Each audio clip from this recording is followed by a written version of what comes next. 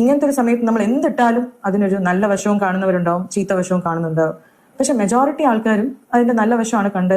പക്ഷെ ഒരു കുറച്ചു നേരം കഴിഞ്ഞതിന് ശേഷം ഞാൻ സ്വപ്നത്തിൽ പോലും ചിന്തിക്കാത്ത വ്യാഖ്യാനങ്ങൾ ഈ ഒരു പോസ്റ്റിന്റെ താഴെ കമന്റുകളായിട്ട് വരാൻ തുടങ്ങി. അപ്പൊ ഞാൻ ചോദിച്ചു, ഞാൻ ഇങ്ങനെയൊന്നും എഴുതിയിട്ടില്ലല്ലോ, ഇതല്ലല്ലോ ഞാൻ ഉദ്ദേശിക്കുന്നത്. ഈ ഗോ ഹോം എന്ന് പറയുമ്പോൾ പോലും ഞാനത് പറയുന്നത് നിങ്ങൾ സേഫ് ആയിട്ട് ഇരിക്കണേ എന്ന് പറയുന്നതിന്റെ കൂടെയാണ് ഞാനത് പറയുന്നത്. ഐ എം നോട്ട് സെയിങ് നിങ്ങൾ ഇത് നിർത്തിയിട്ട് നിങ്ങൾ വീട്ടിൽ പോകണം ആ ഒരു മൂഡിൽ പറയാൻ. ഫസ്റ്റ് ഓഫ് ഓൾ ഞാൻ ആരുമല്ല, I'm nobody to say that. അത് പറയേണ്ട ആവശ്യം എനിക്കില്ല.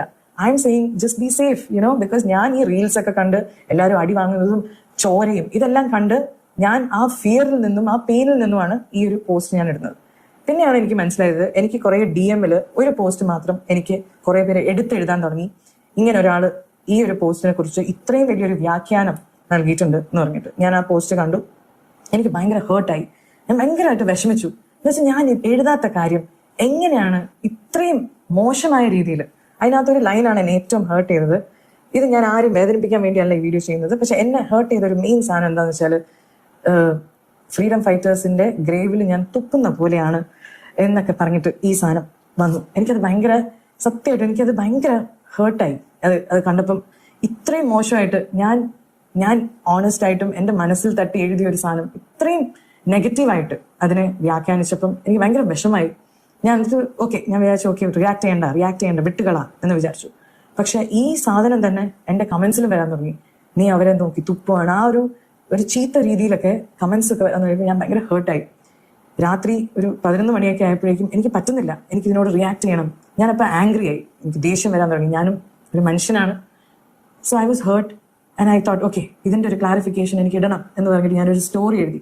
ആ സ്റ്റോറിയാണ് നിങ്ങളുടെ മുമ്പിൽ പിന്നെ വന്ന ഒരു സ്റ്റോറി. ഞാൻ ഡിലീറ്റ് ചെയ്യുകയും ചെയ്തു. എന്താ വെച്ചാൽ അതിലൊരു കാര്യം ഞാൻ എഴുതിയത് അതൊരു വലിയ തെറ്റായിരുന്നു ഞാൻ എഴുതിയത്. അതുകൊണ്ട് ഞാൻ ഒരു 15-20 കുറച്ച് നേരം കഴിഞ്ഞിട്ട് കുറച്ച് നിമിഷങ്ങൾക്ക് ശേഷം ഞാനത് ഡിലീറ്റും ചെയ്തു.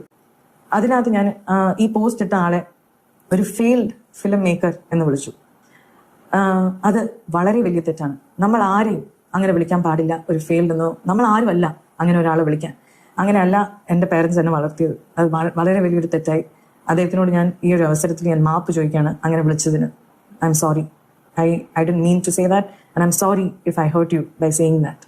അതിനുശേഷം ഈ കളറിൽ ഒരു വ്യാഖ്യാനം അദ്ദേഹം എൻഡിൽ കൊടുത്തിരുന്നു. ഈ കളർ കണ്ടാൽ അറിയാം എന്താണ്, ഏത് പാർട്ടീനെയാണ് കൂടെ നിൽക്കുന്നത് എന്നൊക്കെ പറഞ്ഞിട്ട് എന്നെ ഒരു പാർട്ടിയുടെ ഭാഗമാക്കി കാണിക്കുന്ന രീതിയിൽ എനിക്ക് ഒന്ന് ക്ലാരിഫൈ ചെയ്യണമെന്ന് വിചാരിച്ചിട്ടാണ് yes I love saffron and I love it most in the Indian flag എന്ന് പറഞ്ഞു ഇത് എഴുതി ഞാൻ ഡിലീറ്റ് ചെയ്തു.